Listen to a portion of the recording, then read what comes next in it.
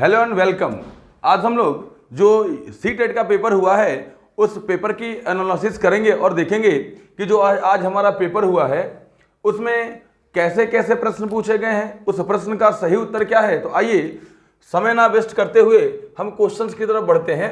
पहला क्वेश्चन कह रहा है कि यदि शिक्षक कक्षा में एक छात्र को समस्यात्मक बालक के रूप में पाता है तो उसे, यानी कि एक शिक्षक है और अपनी क्लास में एक बालक को पाता है कि एक बालक समस्यात्मक बालक है, तो शिक्षक को क्या करना चाहिए। पहला, बच्चों को दंड देना चाहिए। यह कभी नहीं होगा, क्योंकि आप देखते हैं अगर बच्चों को दंड दे देंगे तो बालक को जब दंड दे देंगे तो बालक हीन भावना से ग्रसित हो जाएगा, इसलिए बालक को दंड देना ही नहीं चाहिए। और आपके पीछे आरटी 2009 की धारा 17 हाथ धो के पड़ी है कि आप कब दंड दीजिए और कब 3 महीना के लिए आपको उठा के लेके सब चले जाए, है ना। तो दंड तो देना ही नहीं है। दूसरा कह रहा है कि बच्चों को नजरअंदाज कर देना चाहिए। अगर बालक को नजरअंदाज करेंगे, भाई सिखाएंगे किसको? आप अपने आप को सिखाएंगे क्या डेस्क बेंच को सिखाएंगे क्या? बालक को नजरअंदाज नहीं करना है। अगला, बच्चों को परामर्श देना चाहिए। जी, यह हो सकता है, यह हमारा सही विकल्प हो सकता है। अगला विकल्प कह रहा है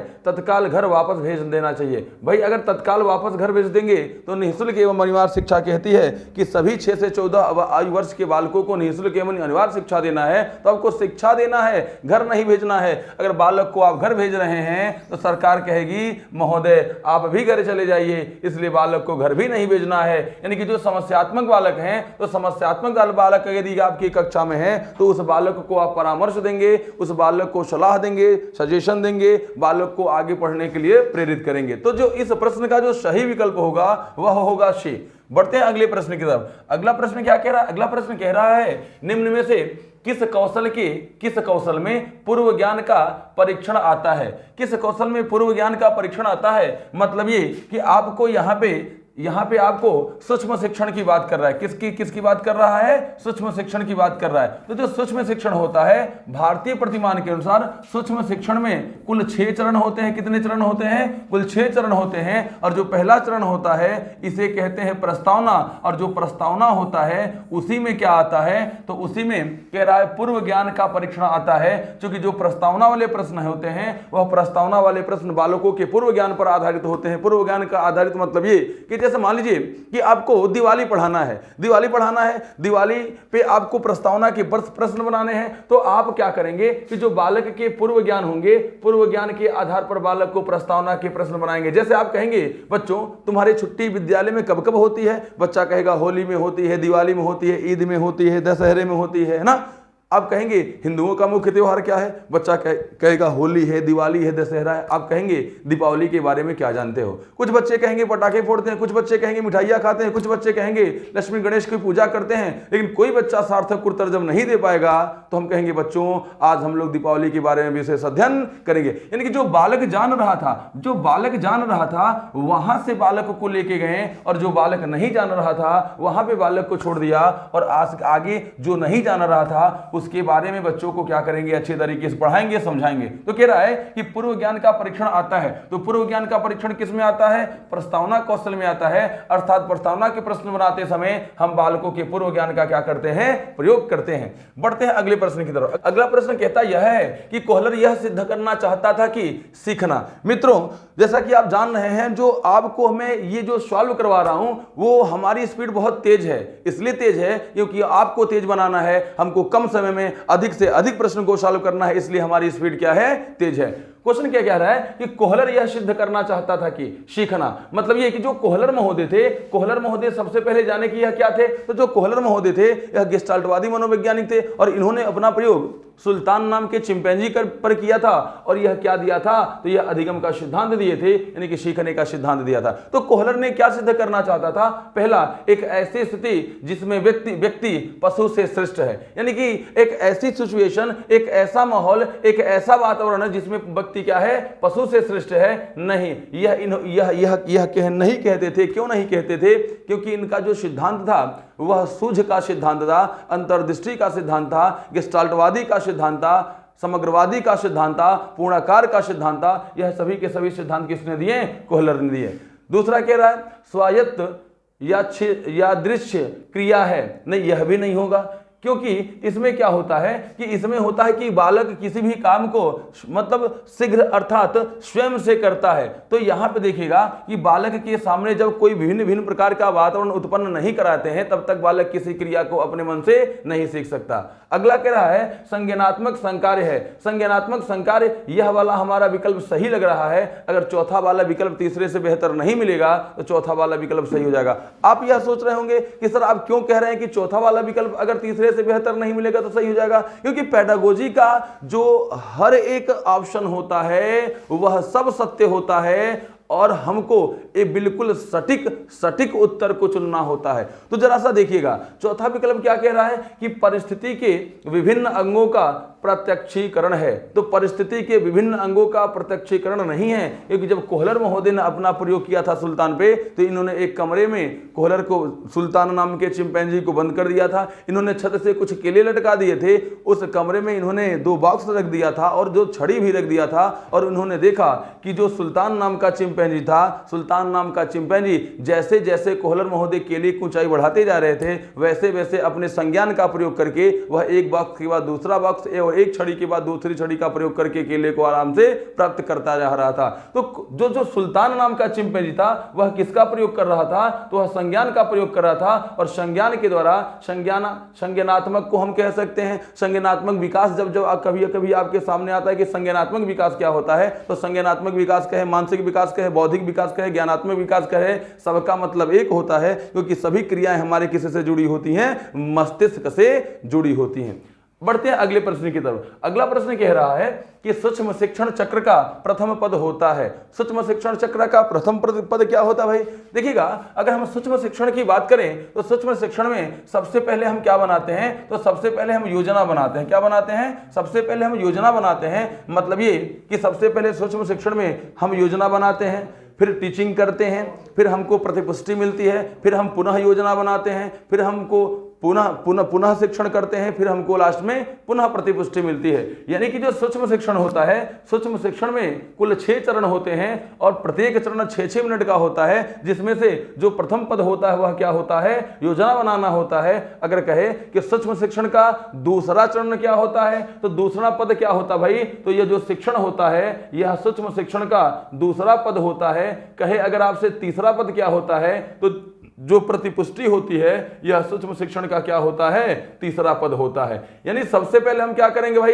लेसन प्लान बनाते हैं, फिर उसको पढ़ाते हैं, फिर हमको फीडबैक अर्थात प्रतिपुष्टि मिलती है। यानी कि आपने देखा कि प्रथम पद के बारे में बात कर रहा है, तो प्रथम पद क्या हो जाएगा? तो प्रथम पद हो जाएगा योजना बनाना। चले बढ़ते हैं अगले प्रश्न की तरफ। अगला प्रश्न कह रहा है कि यह आवश्यक नहीं है कि उच्च बुद्धि वाले बच्चे, उच्च बुद्धि वाले बच्चे का मतलब होता है यह है कि प्रतिभाशाली बच्चे। उच्च बुद्धि वाले बच्चे का मतलब है प्रतिभाशाली बच्चे। यह आवश्यक नहीं है कि उच्च बुद्धि वाले बच्चे डैश में भी उच्च हों, यानी कि किस में भी उच्च हों। यानी कि क्वेश्चन अगर आपको दूसरे शब्दों में समझाएं तो हम यह कह सकते हैं कि यह जरूरी नहीं है कि जो प्रतिभाशाली बालक होते हैं वह किस में भी और भी उच्च हो सकते हैं। तो पहला होता है सृजनशीलता, दूसरा दिया है अध्ययन, तीसरा दिया है विश्लेषण करना और चौथा दिया है अच्छे अंक प्राप्त करना। तो यह जरूरी नहीं है कि जो प्रतिभाशाली बालक हैं वह सृजनात्मक हो जाएं। होता कंडीशन यह है कि सृजनात्मक बालक प्रतिभाशाली बालक हो सकते हैं, जबकि प्रतिभाशाली बालक सृजनात्मक बालक हो यह जरूरी नहीं है। इसलिए हमारा जो सही विकल्प हो जाएगा वह हो जाएगा सृजनशीलता।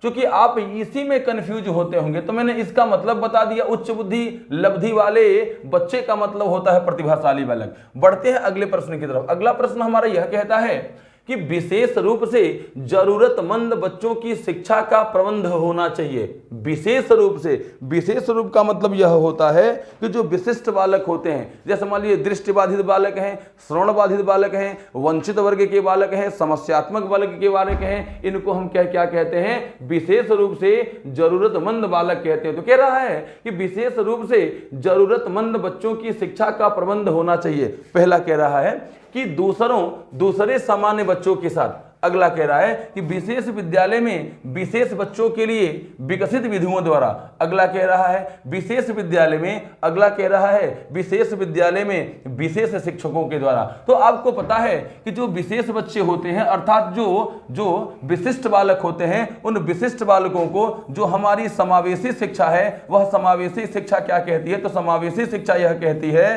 कि हमको सामान्य बालक और विशिष्ट बालक दोनों को एक साथ शिक्षा दिया जाना चाहिए। समावेशी शिक्षा क्या कहती है? कि सामान्य बालक तथा विशिष्ट बालक दोनों को एक साथ शिक्षा दिया जाना चाहिए। इस प्रकार जो हमारा सही विकल्प हो जाएगा वह हो जाएगा कि जो विशिष्ट बालक हैं, भाई विशेष रूप से जरूरतमंद बालक क्या कहलाएंगे? विशिष्ट बालक कहलाएंगे। तो उनको कैसे बालकों के साथ शिक्षा दिया जाना चाहिए? तो इनको दूसरे सामान्य बच्चों के साथ शिक्षा दिया जाना चाहिए। यह हमारी समावेशी शिक्षा कहती है।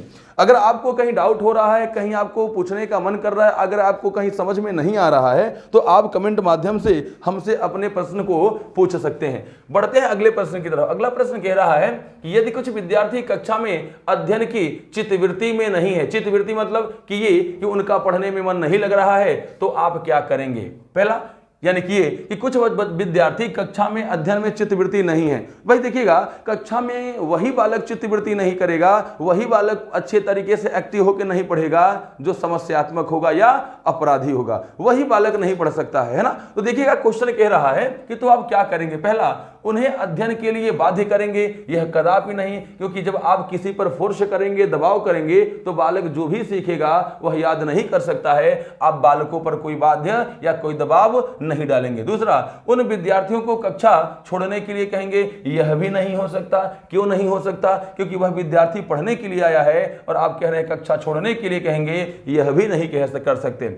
उन्हें चेतावनी देंगे कि वह अवश्य अध्ययन करें, नहीं तो आप प्रधानाध्यापक को सूचित कर देंगे। अगर आप प्रधानाध्यापक को सूचित करेंगे तो आपने जो प्रशिक्षण प्राप्त किया है उस प्रशिक्षण प्राप्त करने का मतलब ही कुछ नहीं बच जाएगा, आपके प्रशिक्षण लेने का कोई उद्देश्य ही नहीं रह जाएगा। यानी आप बालकों के बीच सामंजस्य की प्रक्रिया नहीं बना पा रहे हैं, इसलिए आपको तीसरा वाला विकल्प के अनुसार भी कार्य नहीं करना है। अगला, उन्हें उनकी रुचि अथवा आप अपने विषय के अनुसार रुचिपूर्ण तरीके से बताएंगे। यही वाला हमारा विकल्प सही होगा, क्योंकि जब बच्चा आपके क्लास में अध्ययन करते समय रुचि नहीं ले रहा है तो जब बालकों की रुचियों के अनुसार पढ़ाएंगे, बालकों को जब खेल के द्वारा पढ़ाएंगे, बालकों को जब सरल विधि के द्वारा पढ़ाएंगे, तो बालक अधिक से अधिक क्या करेगा? रुचि लेगा, अधिक से अधिक सीख सकता है। बढ़ते हैं अगले प्रश्न की तरफ। अगला प्रश्न कह रहा है कि आपको अपनी कक्षा में 2 मंदबुद्धि बच्चों को बैठाने के लिए बोला गया, तो आप क्या करेंगे? यानी कि आपको कहा गया कि जैसे मान लीजिए कि आप और आपका एक साथी हैं जो अगल बगल कक्षाओं में पढ़ा रहे हैं। एक आपका साथी है रूम नंबर 1 में पढ़ा रहा है, एक आपका साथी है रूम नंबर 2 में पढ़ा रहा है और आप रूम नंबर 3 में पढ़ा रहे हैं। और आपकी क्लास में कहा यह गया कि आप अपनी क्लास में जो 2 मंदबुद्धि बालक हैं, इन 2 मंदबुद्धि बालकों को आप क्या कर लीजिए भाई? बैठा लीजिए और बैठा कर इनको पढ़ाइए। अगर ऐसा प्रधानाध्यापक ही कर दिए तो आप क्या करेंगे? पहला, उन्हें अपने विद्यार्थियों के रूप में ग्रहण करने से इनकार करेंगे? नहीं, वह भी आपकी विद्यार्थी हैं। क्यों? आप नहीं विशिष्ट बालक को पढ़ाएंगे क्या? आप मंदबुद्धि बालक को नहीं पढ़ाएंगे क्या? क्या आप प्रतिभाशाली बालक को ही पढ़ाएंगे क्या? नहीं, आप ऐसा नहीं कर सकते। सभी बालकों को आपको पढ़ाना है, क्योंकि समावेशी शिक्षा कहती है। अगला, प्रधानाध्यापक को उन्हें किसी और कक्षा में जो कि मंदबुद्धि बालकों के लिए विशेष रूप से चिन्हित है में बैठाने के लिए बोलेंगे? यह भी नहीं होगा। अगर बालक को एक विशेष कक्षा में बैठाएंगे तो भाई समावेशी शिक्षा की अवहेलना होगी। समावेशी शिक्षा का पालन कहां हुआ? समावेशी शिक्षा कहती है कि मंदबुद्धि बालक, प्रतिभाशाली बालक, सामान्य बालक, दृष्टिबाधित बालक सभी को एक साथ शिक्षा दिया जाना चाहिए। इसलिए बालकों को अलग से बैठाने के लिए प्रधानाध्यापक से नहीं कहेंगे। अगला, ऐसे विद्यार्थियों को सिखाने की तकनीक सीखेंगे? सही बात है, यानी कि आपको अपने अंदर ही परिवर्तन करना होगा। यानी कि ऐसी तकनीक सीखेंगे जिससे हम क्या कर सके? मंदबुद्धि बालकों को पढ़ा सके। यानी कि मंदबुद्धि बालकों को पढ़ाते समय शिक्षक विशेष पाठ्यक्रम का प्रयोग करता है तथा बालकों के सामने सरल एवं रुचिकर शिक्षण विधि का क्या करता है भाई? प्रयोग करता है। तो हमारा जो सही विकल्प होगा वह सी विकल्प हो जाएगा कि ऐसे विद्यार्थी को सिखाने की तकनीक क्या करेंगे? खुद से ही सीखेंगे, ताकि मंदबुद्धि को अच्छे तरीके से पढ़ाया और समझाया जा सके। अगला प्रश्न कहता यह है कि एक शिक्षक को साधन संपन्न होना चाहिए। इसका अर्थ क्या है? साधन संपन्न होने का मतलब यह होता है कि जो आपके अंदर जो शिक्षण कौशल हैं, जो आपके अंदर शिक्षण कौशल हैं, जो शिक्षण विधियां हैं, जो शिक्षण लर्निंग मशीन का जो आपको प्रयोग करना है, वह आपके अंदर बखूबी होना चाहिए, ताकि बच्चों के सामने आप अच्छे तरीके से अपने आप को प्रस्तुत कर सकें। यही होता है साधन संपन्न का मतलब। तो क्वेश्चन कहता है कि एक शिक्षक को साधन संपन्न होना चाहिए, इसका अर्थ क्या है? पहला, उनके पास पर्याप्त धन संपदा होनी चाहिए ताकि उसे शिक्षण देने की जरूरत ना पड़े। भाई अगर शिक्षण देने की जरूरत ही ना पड़े और अगर आपके पास धन संपदा है तो शिक्षक आप क्यों बनेंगे? क्यों शिक्षक बनने की आप चाहत रखते हैं? शिक्षक ही मत बनिए अगर धन संपदा है तो। अगला, उनका अधिकारियों से उच्च स्तर से संपर्क होना चाहिए। आपको नेता थोड़ी ना बनना है, आपको शिक्षक बनना है ना। अगला कह रहा है कि उनको अपने विद्यार्थियों की समस्याओं को हल करने का पर्याप्त ज्ञान होना चाहिए। सही बात है भाई। अगर साधन संपन्न का मतलब यानी कि हमने आपको यही बताया कि आपके अंदर वह क्षमता होनी चाहिए जिसके बालकों के सामने आप कोई भी बालक आपके सामने कोई भी प्रश्न पूछता है तो उस प्रश्नों का अच्छे तरीके से आप उत्तर दे सके, अर्थात बालक को संतुष्ट कर सके। इसका आपके अंदर क्या होना चाहिए? ज्ञान होना चाहिए। अगला कह रहा है कि विद्यार्थियों के बीच उनकी प्रसिद्धि होनी चाहिए, यानी कि शिक्षक को विद्यार्थियों के बीच फेमस होना चाहिए। भाई फेमस तो बहुत चीजों से व्यक्ति हो सकता है ना, ऐसा जरूरी थोड़ी ना है कि आपके अंदर ज्ञान है तो ही फेमस हो सकते हैं। हो सकता है कि आप बहुत मूर्ख आदमी है तभी फेमस हो सकते हैं। भाई फेमस अच्छा भी होता है व्यक्ति, बुरा भी व्यक्ति फेमस हो जाता है। तो शिक्षक के अंदर क्या होना चाहिए भाई? तो शिक्षक के अंदर क्या होना चाहिए? पर्याप्त ज्ञान होना चाहिए। विकल्प नंबर सी सही हो गया। अगला प्रश्न कहता यह है कि मन का मानचित्र संबंधित है। मन का मानचित्र किससे संबंधित है? अगर हम बात करें मन के मानचित्र से, तो मन के मानचित्र में यहां पे देख रहे हैं मानचित्र का मतलब होता है समझ बढ़ाने के लिए। देखिएगा, मन का मानचित्र का शाब्दिक अर्थ होता है समझ बढ़ाने के लिए। क्या बढ़ाने के लिए? समझ बढ़ाने के लिए। यहां पे आपको यही नहीं समझ में आ रहा होगा कि मन का मानचित्र होता क्या है। मन के मानचित्र को हम लिख सकते हैं समझ बढ़ाने के लिए। तो अब देखिएगा, अब प्रश्न पढ़िएगा, इस समझ बढ़ाने के लिए संबंधित है, यानी कि आपके अंदर सोचने समझने की क्षमता को बढ़ाने के लिए क्या आवश्यक है, यानी कि सोचने समझने की क्षमता बढ़ाना किससे संबंधित है? पहला, साहसिक कार्यों की क्रिया योजना से। कोई साहसी कार्य करने के लिए आप क्रिया योजना बना रहे हैं। मन का चित्र बनाने से, यानी कि आप अपने मन में कोई चित्र बना रहे हैं। अगला, मन की क्रियाशीलता एवं अनुसंधान से। यही वाला विकल्प सही हो जाएगा, यानी कि ये कि आप कब समझ सकते हैं, समझ को बढ़ावा कब दे सकते हैं? जब आप क्या करें? क्रियाशील होकर काम करें, तो आपके अंदर सोचने समझने की क्षमता का व्यापक विकास होता है। इस प्रकार जो इस प्रश्न का जो सही उत्तर होगा वह विकल्प नंबर सी हो जाएगा। अगला प्रश्न कह रहा है कि विशेष रूप से प्राथमिक स्तर पर शिक्षार्थियों को सीखने संबंधित समस्याओं को संबोधित करने का सबसे बेहतर तरीका होता है। सबसे बेहतर तरीका पूछ रहा है।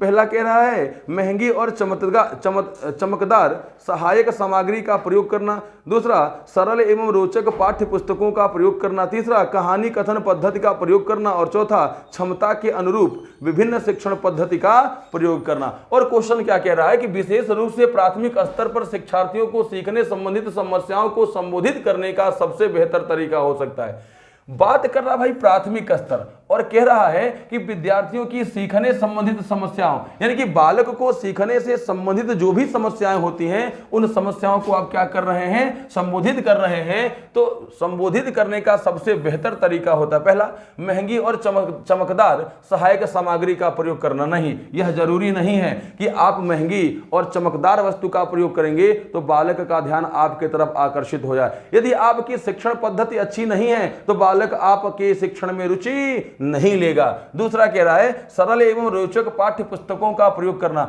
अगर बालक को सरल आसान पाठ्य पुस्तक का उसके सामने प्रयोग करेंगे, भाई बालक सीखने आया है, कब तक सरल कब तक आसान विषय वस्तु बालक के सामने प्रस्तुत करेंगे? नहीं, यह भी नहीं होगा। अगला कह रहा है कि कहानी कथन पद्धति का प्रयोग करना। यह भी नहीं होगा। क्यों नहीं होगा? क्योंकि कहानी कथन पद्धति में होता यह है कि इस कहानी कथन पद्धति में जब कभी कभी इसका प्रयोग किया जाता है, हमेशा इसका प्रयोग नहीं किया जाता है। बालकों को चूंकि आपको समस्याओं का समाधान करता बनाना है, बालकों को आपको क्रिएटिव बनाना है, इसलिए हमेशा कहानी भी बालक को नहीं सुनाना है। क्षमता के अनुरूप विभिन्न शिक्षण पद्धति का प्रयोग करना, यानी कि आप क्या करेंगे कि आप अपनी क्षमता के अनुरूप भिन्न भिन्न प्रकार के शिक्षण पद्धति का क्या करेंगे, यानी भिन्न भिन्न शिक्षण विधि का क्या करेंगे, प्रयोग करेंगे, ताकि सभी बालकों को मुख्य धारा से जोड़ा जा सके, जिससे सभी बालक सीखने से संबंधित समस्याओं को हल करने का बेहतर तरीका ढूंढ सके।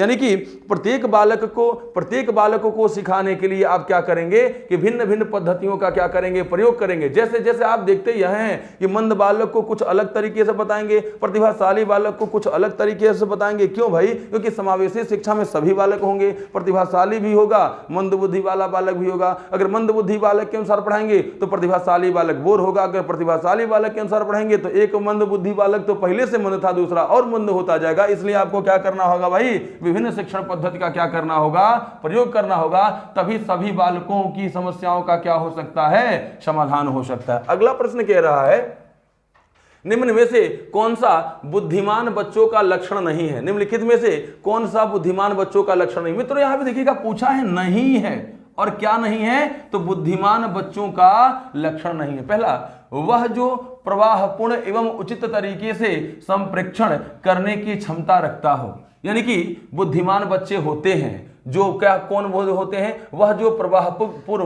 एवं उचित तरीके से संप्रेक्षण करने की क्षमता रखते हैं। भाई यह तो है, यह तो बुद्धिमान बच्चों के लक्षण है कि वह बालक जो क्या हो, प्रवाहपूर्ण हो, यानी कि किसी भी विषय वस्तु पर अपनी अभिव्यक्ति अच्छे तरीके से दे सके। दूसरा, वह जो अमूर्त रूप से सोचता रहता है, यह भी होगा। भाई अगर बुद्धिमान है तो आप अमूर्त विषय वस्तु के बारे में चिंतन आसानी से कर सकते हैं। अगला, वह जो नए परिवेश में स्वयं को समायोजित कर सकता है, सही बात है, भिन्न भिन्न परिस्थितियों में अपने आप को समायोजित कर सके। अगला, वह जो लंबे निबंधों को बहुत जल्दी रटने की क्षमता रखता है, नहीं, यह बुद्धिमान बालकों की परिभाषा नहीं हो सकती, यह बुद्धिमान बालकों के लक्षण नहीं हो सकते हैं, यह मंद बुद्धि बालकों के लक्षण हो सकते हैं। क्योंकि यहाँ पे रटने की बात कर रहा है ना, तो जो प्रतिभाशाली बालक होते हैं, जो बुद्धिमान बालक होते हैं, वह समझने पर जोर देते हैं, वह रटने पर जोर नहीं देते।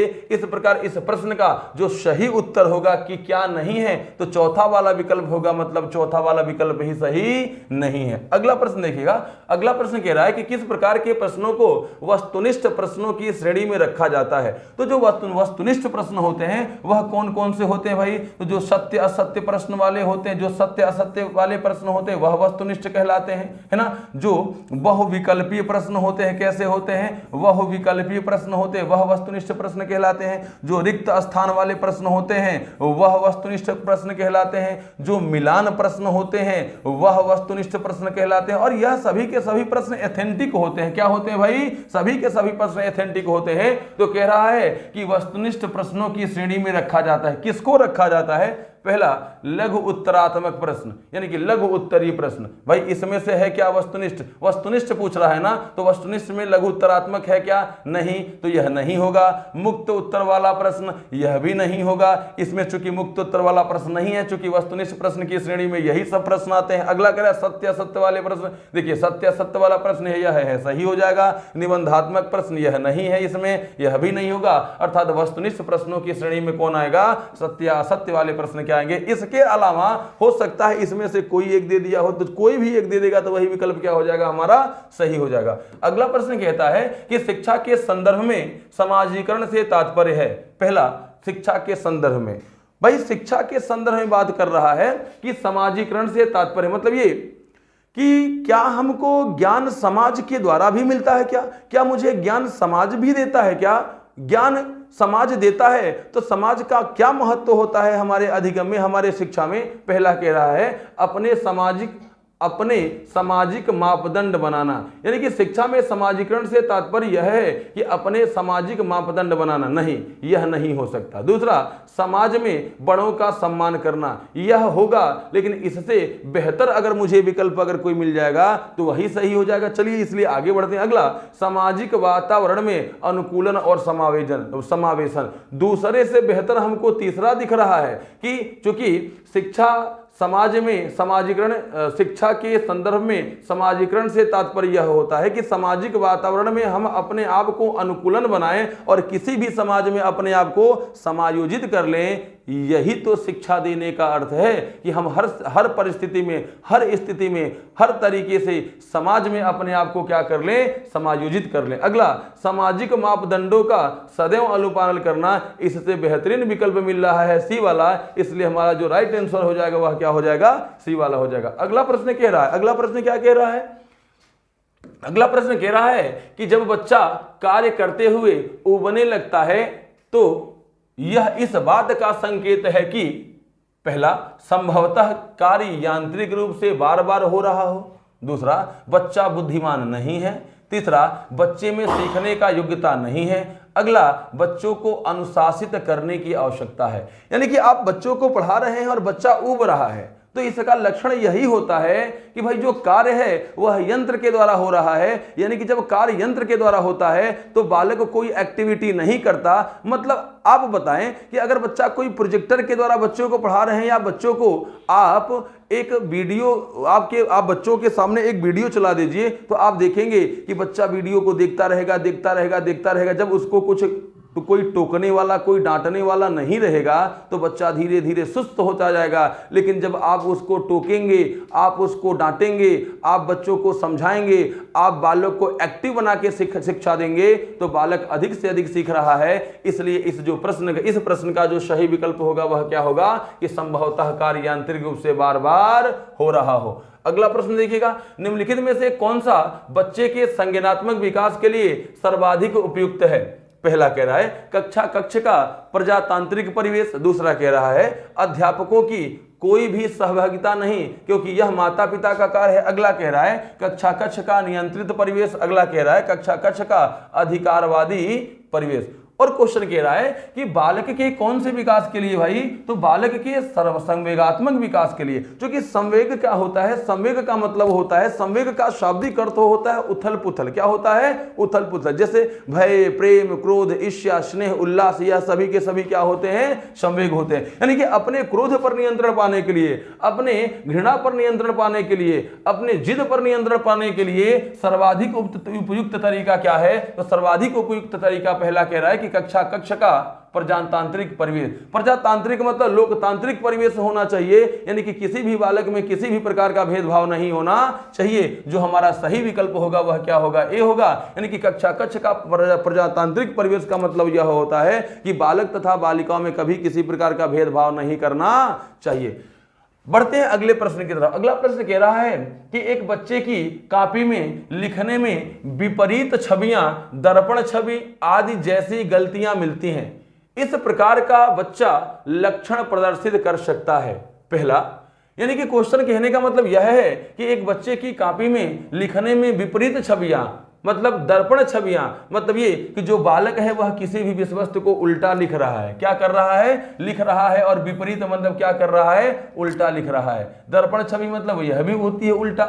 आदि जैसे गलतियां मिलती हैं। इस प्रकार का बच्चा लक्षण प्रदर्शित करता है। अगर बच्चा ऐसा कार्य करता है तो बच्चा का यह कार्य कौन सा लक्षण प्रदर्शित करता है। पहला, अधिगम में असुविधा के, दूसरा अधिगम में अशक्तता के, तीसरा अधिगम में कठिनाई के, और चौथा अधिगम में समस्या के। तो देखिएगा जो हमारा सही उत्तर होगा वह होगा अधिगम में अशक्तता के।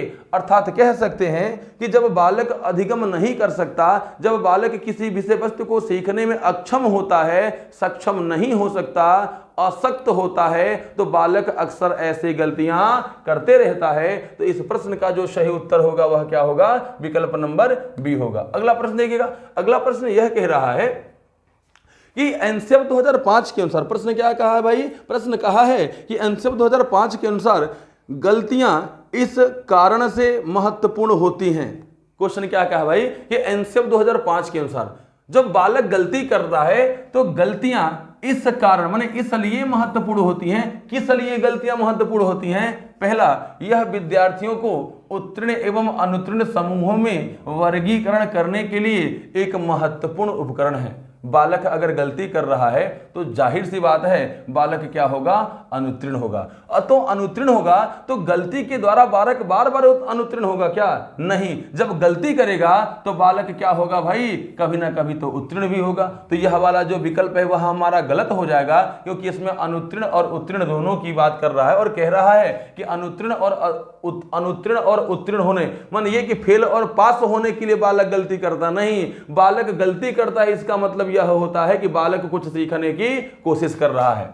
दूसरा प्रश्न, दूसरा विकल्प कह रहा है यह अध्यापकों को बच्चों को डांटने के लिए एक तरीका उपलब्ध करवाता है। मतलब ये कि गलतियां इसलिए बालक करता है ताकि शिक्षक बच्चों को जम के डांट सके, नहीं, यह भी उचित नहीं है। दूसरा, ये बच्चों के विचार की अंतर्दृष्टि मतलब होता है सोचने समझने की क्षमता, अंतर्दृष्टि उपलब्ध कराती है तथा समाधानों को पहचानने में सहायता करती है। जी सही है, गलतियां इसलिए होती हैं, गलतियां करने का महत्वपूर्ण कारण यह है कि जब बालक गलती कर देता है तो उसके बाद उस गलती के बारे में सोचता समझता है और सोचने समझने के बाद वह दोबारा गलती नहीं कर पाता, वह गलती नहीं उससे होती। क्यों? क्योंकि बच्चा उसको क्या करने लगता है, पहचानने लगता है और पहचान कर अपनी समस्या का समाधान करने लगता है। अगला, ये कक्षा के से कुछ बच्चों को हटाने के लिए आधार उपलब्ध करवाती है। आपको कहा जाता है कि बच्चा क्लास से कहीं नहीं जाएगा, क्योंकि बालकों की शिक्षा बालक का मौलिक अधिकार है, आप बालक को हटा नहीं सकते। इसलिए इस प्रश्न का जो सही उत्तर होगा वह सी नंबर वाला होगा। अगला प्रश्न, अध्यापक के दृष्टिकोण से प्रतिभाशीलता का संयोजन है। प्रतिभाशीलता किन किन विषय वस्तु को मिलने से बालक प्रतिभाशाली होता है। भाई अगर कोई बालक प्रतिभाशाली हुआ है तो किसके संयोजन से, किसके जोड़ से, किसकी सहायता से बालक क्या हुआ है, प्रतिभाशाली हुआ है। और कह रहा है कि अध्यापक के दृष्टि से, यानी कि आपके दृष्टि से बालक किसके मिलने से प्रतिभाशाली हुआ है। अगला विकल्प नंबर पहला कह रहा है उच्च योग्यता, जी बिल्कुल होगा, उच्च योग्यता होगा तो बालक प्रतिभाशाली होगा। उच्च सृजनात्मकता, सही बात है, अगर उच्च सृजनात्मकता होगा तो भी बालक प्रतिभाशाली होगा। उच्च वचनबद्धता मतलब ये कि कोई बालक अच्छे तरीके से मतलब ये कि उच्च वचनबद्धता मतलब ये कि बालक किसी कार्य को करते समय नियम या सिद्धांत का प्रयोग के आधार पर कार्य करता है तो वह बालक क्या होगा भाई, प्रतिभाशाली होगा। तो इस प्रश्न का जो सही विकल्प उत्तर दिख रहा है वह अभी तक तो ए दिख रहा है। आगे बढ़ते हैं, देखते हैं इससे कोई बेहतर विकल्प भी मिलता है क्या। कह रहा है दूसरा विकल्प की उच्च प्रेरणा, क्या कह रहा है, कह रहा है उच्च प्रेरणा, उच्च वचनबद्धता और उच्च क्षमता। भाई उच्च प्रेरणा नहीं होगा, क्यों नहीं होगा, क्योंकि सबसे पहले आपके अंदर क्या होना चाहिए, योग्यता होना चाहिए। आपको मैं बता दूं कि होता यह है कि किसी भी उपलब्धि को प्राप्त करने के लिए, क्या प्राप्त करने के लिए भाई साहब, किसी भी उपलब्धि को प्राप्त करने के लिए आपके पास दो चीज चाहिए होता है। पहला क्या, योग्यता, और दूसरा का अभिप्रेरणा। यानी कि किसी भी विषय वस्तु में या किसी भी क्षेत्र में उपलब्धि या लक्ष्य को प्राप्त करने के लिए आपको दो चीज चाहिए होता है, पहला का योग्यता, दूसरा क्या अभिप्रेरणा। तो देखिएगा यहाँ पे योग्यता दिया है, यहाँ पे प्रेरणा दिया है, पहले क्या चाहिए, योग्यता, पहले क्या दे दिया है, प्रेरणा, इसलिए यह गलत हो जाएगा। यहाँ पे उच्च योग्यता दिया है, यहाँ भी उच्च योग्यता दिया है और उच्च योग्यता के बाद क्या दे दिया है, उच्च क्षमता दे दिया है। जब तक आप सृजनात्मक नहीं होंगे, जब तक आप अपनी बुद्धि का प्रयोग एक साथ अनेक दिशाओं में नहीं करेंगे, तब तक आपके जो कार्य क्षमता है वह बढ़ नहीं सकती, यह भी गलत हो जाएगा। अगला उच्च क्षमता, भाई आपको हमने पहले क्या बताया, क्या होना चाहिए, उच्च योग्यता होना चाहिए। इसलिए इस प्रश्न का जो सही विकल्प होगा वह होगा ए नंबर। अगला प्रश्न कह रहा है कि लॉरेंस कोहल वर्ग के सिद्धांत में कौन सा स्तर नैतिकता की अनुपस्थिति को सही अर्थ में सूचित करता है। लॉरेंस कोहल वर्ग ने नैतिक विकास का सिद्धांत दिया था। किसका सिद्धांत दिया था, नैतिक विकास का सिद्धांत दिया था। और लॉरेंस कोहल वर्ग ने नैतिक विकास के सिद्धांत के अंतर्गत नैतिक विकास को अगर स्तर की बात करें तो 3 स्तरों में बांटा था। जो पहला स्तर होता है उसको कहते हैं पूर्व प्रथागत स्तर, दूसरे स्तर को कहते हैं प्रथागत स्तर और तीसरे स्तर को कहते हैं उत्तर प्रथागत स्तर। और जो पहला स्तर होता है उसमें बालक की उम्र जो होती है वह 3 वर्ष से लेकर 10 वर्ष तक की होती है। इसलिए जो पहला स्तर होता है उसमें बालक के अंदर जो नैतिकता होती है वह 0 के बराबर होती है, ना के बराबर होती है, जबकि उत्तर प्रथागत स्तर में जो नैतिकता होती है वह सर्वोच्च होती है। यानी कि पूर्व प्रथागत स्तर में नैतिकता 0 होती है और उत्तर प्रथागत स्तर में नैतिकता सबसे उच्च होती है। इसलिए जो पूर्व प्रथागत स्तर है वह कौन सा स्तर है? तो स्तर पहला है, यानी कि पहले स्तर में नैतिकता 0 होती है। इसलिए होती है क्योंकि बालक का उम्र क्या होता है? कम होता है। और आप जानते हैं कि बालक अगर छोटा है तो नैतिक विकास कम होगा, जैसे जैसे बढ़ता जाता है बालक के अंदर नैतिक विकास बढ़ता ही जाता है।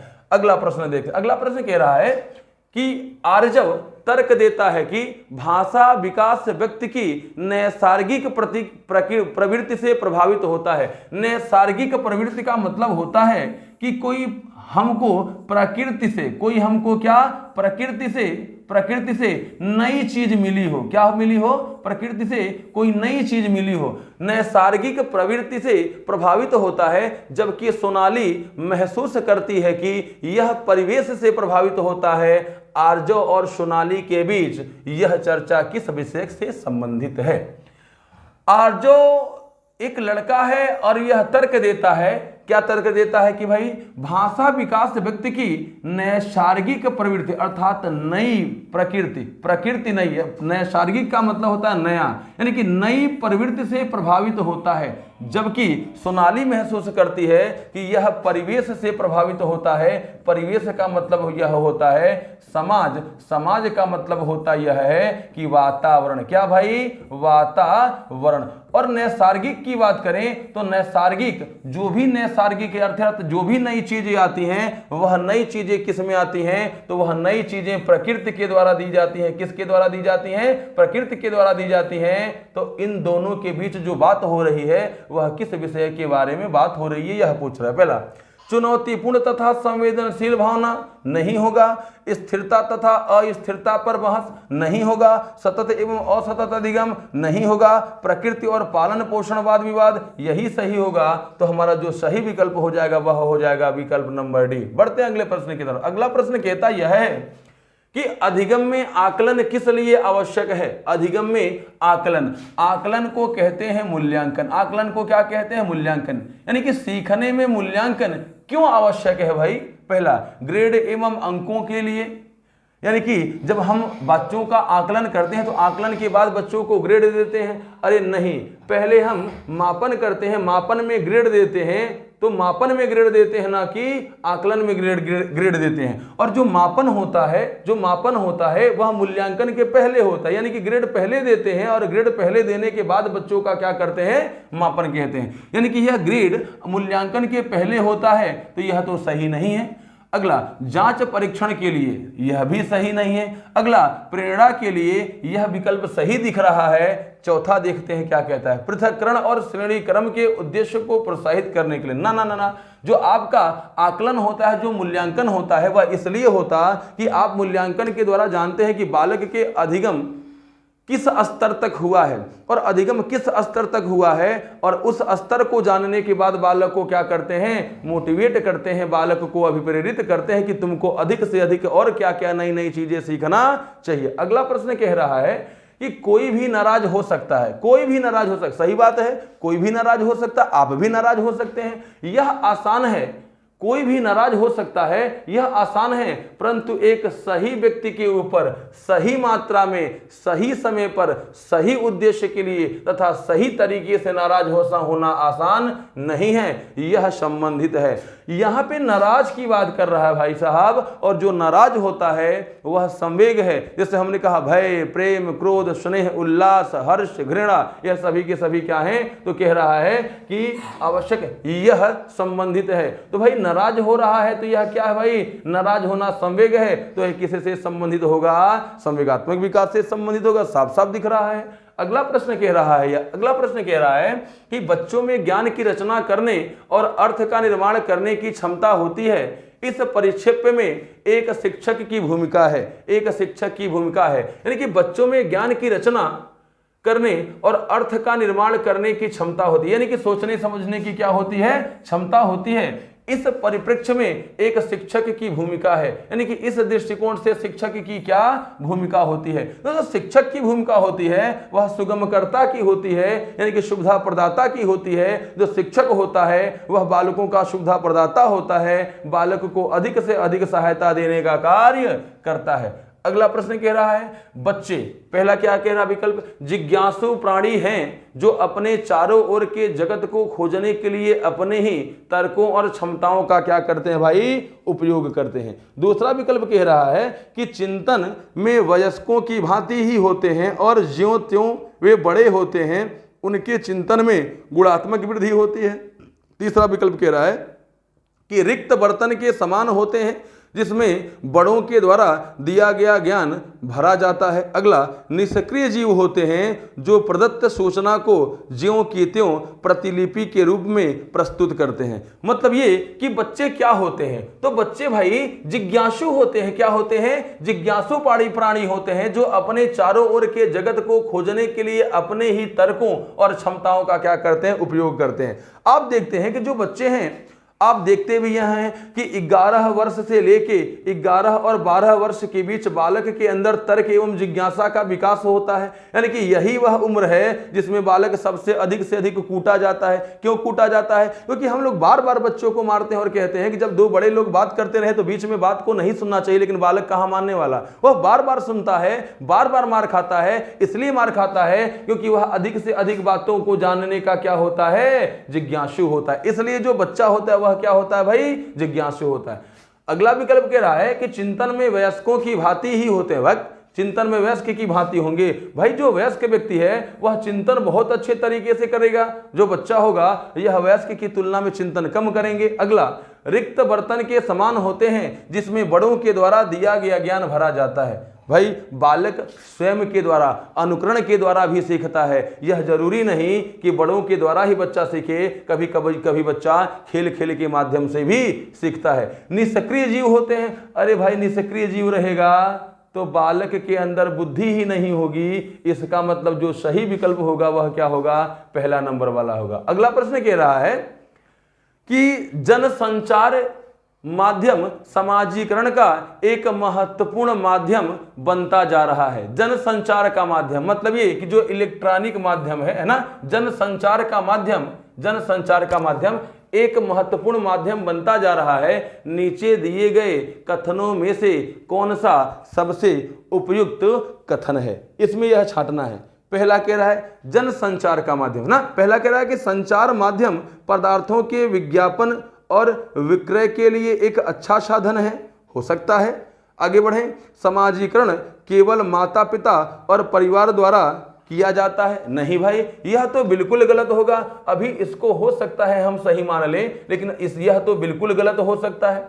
अगला कह रहा है क्योंकि समाजीकरण केवल माता पिता द्वारा थोड़ी ना होता है। समाजीकरण की प्रक्रिया में माता पिता, विद्यालय, मीडिया, पास पड़ोस सभी का योगदान होता है। अगला, जनसंचार माध्यमों की पहुंच बढ़ रही है और जनसंचार माध्यम मनोवृत्तियों ने मन की स्थिति, मूल्यों और विश्वासों को प्रभावित करता है। यह वाला विकल्प पहले से बेहतर दिख रहा है क्योंकि जो जनसंचार है यह समाजीकरण की प्रक्रिया में क्या कर रहा है, हमारे मस्तिष्क पर दबाव डाल रहा है, हमारे मस्तिष्क पर प्रभाव डाल रहा है और मूल्यों और विश्वासों को क्या कर रहा है, प्रभावित कर रहा है। अगला, बच्चे संचार माध्यमों के साथ प्रत्यक्ष रूप से अंतःक्रिया नहीं कर सकते, ऐसा नहीं है। अंतःक्रिया कर सकते हैं भाई। अच्छा, इसलिए यह भी नहीं सही होगा, यह भी नहीं होगा, यह तो हो ही नहीं सकता। जो हमारा सही विकल्प होगा वह होगा विकल्प नंबर C। अगला प्रश्न देखते हैं। अगला प्रश्न कह रहा है कि बच्चों को समूह कार्य देना एक प्रभावी शिक्षण रणनीति है।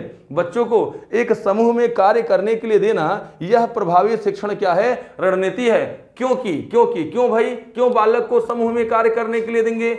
इससे शिक्षक का काम कम हो जाता है ना, ऐसा नहीं है। होता यह है कि बालकों को समूह में कार्य इसलिए दिया जाता है क्योंकि बालक एक दूसरे का सहयोग करते हैं, बालक एक दूसरे को मदद देते हैं, बालक एक दूसरे को देखकर सीखता है, इसलिए बालक को समूह में कार्य करने के लिए दिया जाता है। तो दूसरा विकल्प क्या कहता है? छोटे समूह के कुछ बच्चों को दूसरे बच्चों पर हावी होने की अनुमति होती है। गलत है। सीखने की प्रक्रिया में बच्चे एक दूसरे से सीखते हैं और परस्पर सहायता भी करते हैं। बहुत बढ़िया, ये तीसरा सही है। अगला कह रहा है कि बच्चे अपना काम जल्दी करने में समर्थ होते हैं। नहीं, इससे बेहतर विकल्प हमको BC वाला मिल गया, इसलिए इस प्रश्न का जो सही विकल्प होगा वह क्या होगा? C। अगला प्रश्न देखिएगा। अगला प्रश्न कह रहा है कि अपनी कक्षा की व्यक्तिगत विभिन्नताओं से निपटने के लिए शिक्षक को चाहिए कि, यानी कहने का तात्पर्य कि अपनी कक्षा में व्यक्तिगत विभिन्नताएं, आप देखते हैं कि आपकी कक्षा में भिन्न भिन्न प्रकार के विशिष्ट बालक होंगे, भिन्न भिन्न प्रकार से भिन्न भिन्न दृष्टिकोण से आपके अलग अलग बालक आपको अपनी कक्षा में देखने के लिए मिलेगा। व्यक्तिगत विभिन्नता बहुत प्रकार की होती है, जैसे कोई सुन नहीं सकता, कोई समझ नहीं सकता, कोई अच्छे से देख नहीं सकता, कोई अच्छे तरीके से बोल नहीं सकता। भिन्न भिन्न प्रकार की विशेषताएं, भिन्न भिन्न प्रकार की विभिन्नताएं आपको अपनी क्लास में देखने के लिए मिलेंगी। तो शिक्षक को क्या करना चाहिए? पहला, शिक्षक और आकलन के समान और मानक तरीके हों। पहला, बच्चों को उनके अंकों के आधार पर अलग कर उनको नामित करें, बच्चों से बातचीत करें और उनके दृष्टिकोण को महत्व दें। यही सही है, क्योंकि जब व्यक्तिगत विभिन्नता बालक में देखने को मिलेगी तो आपको बालक से क्या करना होगा? बातचीत करना होगा। बातचीत क्यों करना होगा? क्योंकि बालक जिस तरीके से, जब आप बालक से बातचीत करेंगे तो बालक की कमियों को आपको पता चलेगा। जब बालक की कमियों को आप जानेंगे तो उनके दृष्टिकोण को क्या देंगे? महत्व देंगे, यानी कि बालक जैसा सीखना चाहता है उसी प्रकार से आप उसको सिखा सकेंगे। इसलिए इस विकल्प का जो सही उत्तर होगा वह होगा C। बढ़ते हैं अगले प्रश्न की तरफ। मित्रों, यह सेकंड लास्ट प्रश्न है। सेकंड लास्ट प्रश्न कहता यह है कि सुनने में असमर्थ बच्चा, क्या कह रहा है कि सुनने में जो असमर्थ बच्चे होते हैं, यानी कि जो बच्चे श्रवण बाधित होते हैं, जो बच्चे सुन नहीं पाते, पहला, श्रवण असमर्थता वाले बच्चों के विद्यालयों में ही भेजा जाना चाहिए, नियमित विद्यालय में नहीं। अगर ऐसा करेंगे तो समावेशी शिक्षा आपको माफ नहीं कर सकती। अगला, केवल अकादमिक शिक्षा में लाभ नहीं उठा पाएगा, उसे उसके स्थान पर व्यवसायिक शिक्षा दी जानी चाहिए। नहीं, बच्चों को अकादमिक शिक्षा नहीं देंगे, बच्चों को इतिहास नहीं बताएंगे, बच्चों को उसकी संस्कृति नहीं बताएंगे। ऐसा थोड़ी नहीं कि उस बच्चों को सीधे सीधे व्यवसायिक शिक्षा दे देंगे। अगला, नियमित, अगर बच्चों को व्यवसायिक शिक्षा देंगे तो बालक आदर्शवादी नहीं हो सकता। अगला, नियमित विद्यालय में बहुत अच्छा कर सकता है यदि उसे उपयुक्त सुविधा और साधन उपलब्ध करा जाए। नियमित विद्यालय का मतलब होता है सामान्य विद्यालय, यानी कि सामान्य विद्यालय मतलब समावेशी विद्यालय में ही वह बालक, जो बालक असमर्थ है, वह सामान्य विद्यालय में ही कुछ अच्छा कर सकता है यदि बालक को क्या दिया जाए? सुविधा दिया जाए। यह विकल्प हमारा सही है कि बालक को जब प्रोत्साहित करेंगे, जब बालक को मोटिवेट करेंगे तो बालक सामान्य विद्यालय में ही बहुत कुछ कर सकता है। अगला विकल्प कह रहा है, नियमित विद्यालय में अपने सहपाठियों के समान कभी प्रदर्शन नहीं कर सकता। ऐसा नहीं है, वह अपने साथियों से अधिक ऊपर ऊंचाइयों तक छू सकता है। अगला प्रश्न और लास्ट प्रश्न यह है कि विकास का सिरह पदाभिमुख दिशा सिद्धांत व्याख्या करता है कि विकास इस प्रकार आगे बढ़ता है कि, पहला देखिएगा, यहां पे सिरा पदाभिमुख का मतलब होता है सिर से पैर की ओर। किधर से किधर की ओर? तो सिर से पैर की ओर। मित्रों, जरा सा यहां पे ध्यान दीजिएगा कि बालक का जो शारीरिक विकास होता है वह सदैव सिर से पैर की ओर होता है। अर्थात बालक का मां के गर्भ में सबसे पहला सर बनता है, फिर धड़ बनता है, फिर हाथ और पैर बनते हैं। यानी कि जो बालक का विकास होता है वह सिरह पदाभिमुख का मतलब होता है कि जो बालक का विकास होता है वह सदैव सिर से पैर की ओर होता है। इस प्रकार इस प्रश्न का जो सही विकल्प है वह C है। आपने देखा कि जो आज की परीक्षा हुई, उस परीक्षा में जो आज का पेपर हुआ, इस पेपर में हम लोगों ने बाल मनोविज्ञान के 30 प्रश्न को देखा। इसी तरीके से हर श्रृंखला के जो आपके जो शिक्षक हैं वह आपके सामने हर पार्ट को अच्छे तरीके से सॉल्व कराएंगे। तो आज के लिए बस इतना ही। बहुत बहुत धन्यवाद। Thank you.